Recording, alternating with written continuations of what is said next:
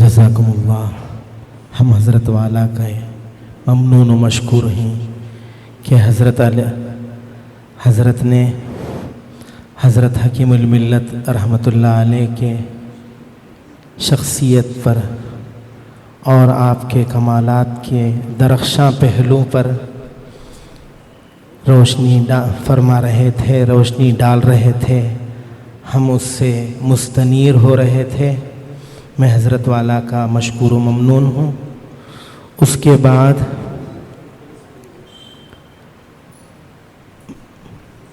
میں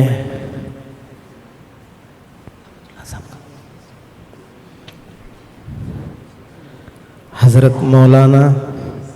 محمد رحمت اللہ صاحب معدنی رشادی دامت برکاتہم، بانی و محتمم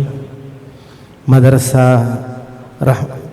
دارالعلوم ولی اللہ رحمانیہ وانمباڑی کو دعوت دیتا ہوں کہ وہ اپنے تأثرات سے ہم سب کو ممنون فرمائیں۔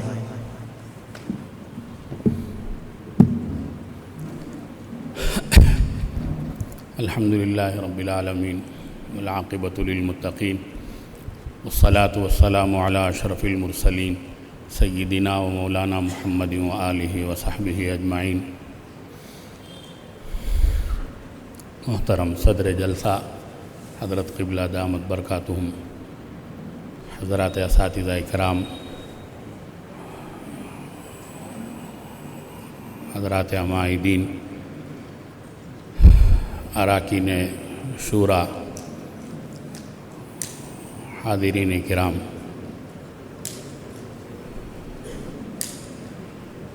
اللہ تبارک و تعالیٰ کا فضل و احسان ہے کہ اس نے ہمیں اس موقع پر یہاں جمع فرمایا، اور میں اس مجلس کے روح رواں یا اس تقریب کے دولہا حضرت مولانا وسیم محمد صاحب سالک رشادی کو مبارکباد پیش کرتا ہوں کہ آپ نے حضرت حکیم الملت علیہ الرحمہ کی حیات و خدمات، اوصاف و کمالات اور خوبیوں کو جمع کر کے کتاب کی شکل میں ہمیں مہیا فرمایا۔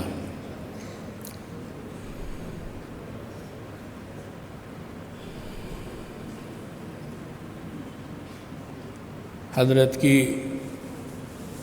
خوبیاں اب تک ہمارے سامنے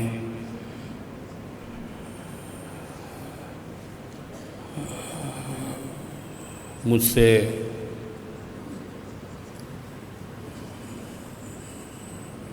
پیشرو اساتذہ نے اپنے اپنے انداز میں حضرت کے کمالات اور خوبیوں کا تذکرہ فرمایا۔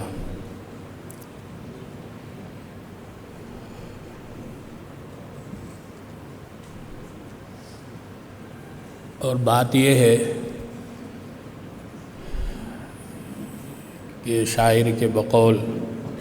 دامان نگاہ تنگ و گلے حسن تو بسیار، حضرت کی خوبیاں اور کمالات پوری زندگی کے تمام ہی شعبوں کو محیط تھی۔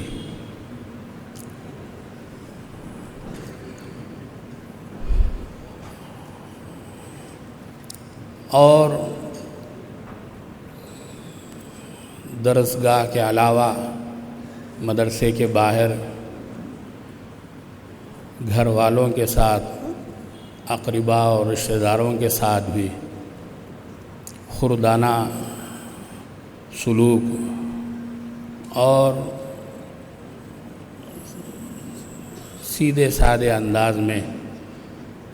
ہر ایک کے ساتھ پیش آنے کا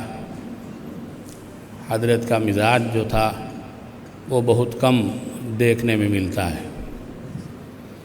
آدمی ایک مقام کو پہنچ جاتا ہے، لوگ اطراف جمع ہونے لگتے ہیں اور سننے کے لیے جوق در جوق لوگ امڑ آتے ہیں، تو اس کے بعد فطرتاً آدمی بدلنے لگتا ہے، اور بات اور گفتگو کا سلیقہ بھی ہم نے حضرت کی زندگی میں دیکھا کہ باوجود کہ بہت صاف ستھری شستہ زبان پر قادر تھے اور بولتے تھے، لیکن یہ کہ ہر ایک کے سامنے وہی زبان اور یا ہر ایک کے ساتھ معمولی اردو ایسا نہیں تھا، بلکہ جیسے حدیث میں آتا کلم الناس علی قدر عقولہم، تو سامنے والے کی بساط اور معیار کے مطابق اس کے ساتھ بات کرنے کا سلیقہ ہم نے حضرت کے اندر دیکھا۔ ایک لفظ حضرت خاص مجلس میں یا پھر خطاب کے دوران اگر اپنے چچا کا تذکرے کا موقع آتا تو حضرت فرماتے تھے ام محترم۔ اگر اور کچھ رشتہ داروں میں تذکرہ کرنے کا موقع آتا تو فرماتے چچا صاحب۔ بالکل گھر کے اندر، گھر کے ماحول میں اگر حضرت کا چچا صاحب کے تذکرے کا موقع آتا تو فرماتے بالکل ہماری معمولی اردو میں چچا بولتے تھے۔ یہ نہیں کہ ہر ایک کے سامنے ام محترم بولا جائے، اور یہ بھی نہیں کہ شمالی ہندوستان کے لوگوں کے سامنے چچا کا لفظ استعمال کیا جائے۔ ہمارا حال تو یہی ہے کہ یا تو ہر ایک کے سامنے معمولی اردو بولیں گے یا پھر ہر ایک کے سامنے فصیح اردو میں گفتگو کرنے کو معمول بناتے ہیں۔ بہرحال بڑی خوشی کی بات ہے کہ ہم نے اپنے بڑوں کے تذکرے کو، ان کی حیات و خدمات کو تحریر میں لانے کا، مرتب کرنے کا یعنی سلسلہ شروع کیا ہے، ورنہ جنوبی ہندوستان میں اس سلسلے میں ایک جمود طاری تھا کہ ہم اپنے بڑوں کا، اپنے اکابر، اپنے اساتذہ کا، ان کی حیات اور خدمات اور ان کی تذکرے کو ہم اپنے سینوں میں لے کر چلے جاتے ہیں۔ مجھے بڑی خوشی ہے کہ مولانا وسیم احمد صاحب نے اس سلسلے میں پہل کی۔ میں نے درخواست بھی کی